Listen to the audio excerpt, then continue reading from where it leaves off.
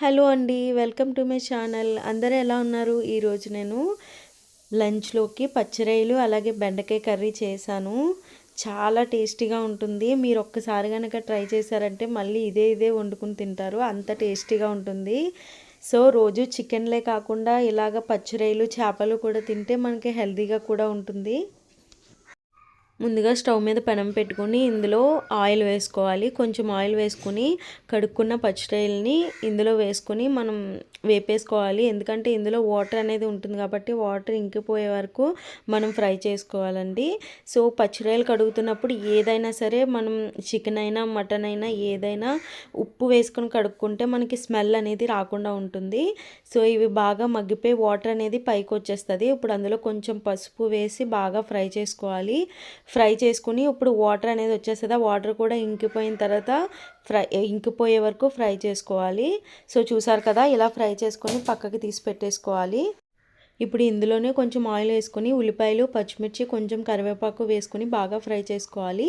ఇది ఫ్రై అయిపోయిన తర్వాత ఇందులోనే కొంచెం అల్లం వెల్లుల్లి పేస్ట్ వేసుకొని అది కూడా పచ్చివాసన పోయే వరకు ఫ్రై చేసుకోవాలి. ఇలా ఫ్రై అయిపోయిన తర్వాత మనం ఏదైతే ఫ్రై చేసుకొని పెట్టుకున్నామో పచ్చిరొయ్యలను ఇందులో యాడ్ చేసుకోవాలి. ఇప్పుడు కొంచెం సేపు ఫ్రై చేసుకోవాలి. ఇవి కొంచెం ఆయిల్లో వేగితే మనకి నీచు వాసన అనేది పోతుంది. సో కొంచెం సేపు ఫ్రై చేసుకున్న తర్వాత ఇందులోనే బెండకాయలు కూడా యాడ్ చేసేసుకోవాలి. యాడ్ చేసుకొని కొంచెం సేపు మూత పెట్టుకొని మగ్గించుకోవాలి. మీరు బెండకాయలనే కాదండి వంకాయ కూడా వేసుకోవచ్చు. సో వంకాయ పచ్చిరొయ్యలు కూడా చాలా టేస్టీగా ఉంటుంది. మీకు కుదిరితే ఒకసారి ట్రై చేయండి. సో ఇప్పుడు ఇందులోకి ఉప్పు కారం పసుపు అలాగే ధనియాల పొడి కొంచెం గరం మసాలా అలాగే కొంచెం మిరియాల పొడి వేసుకుని బాగా కలిపేసుకోవాలి. ఇప్పుడు ఇందులోనే కొంచెం ప్రాన్స్ మసాలా వేసుకుని బాగా కలిపేసుకొని కొంచెం సేపు మగ్గించేసుకోవాలండి. మీరు నా వీడియోస్ కొత్తగా చూస్తున్నట్టయితే ప్లీజ్ సపోర్ట్ చేయండి. మీ సపోర్ట్ నాకు చాలా అవసరం. సో నేను ఇప్పుడిప్పుడే ఛానల్ స్టార్ట్ చేశానండి.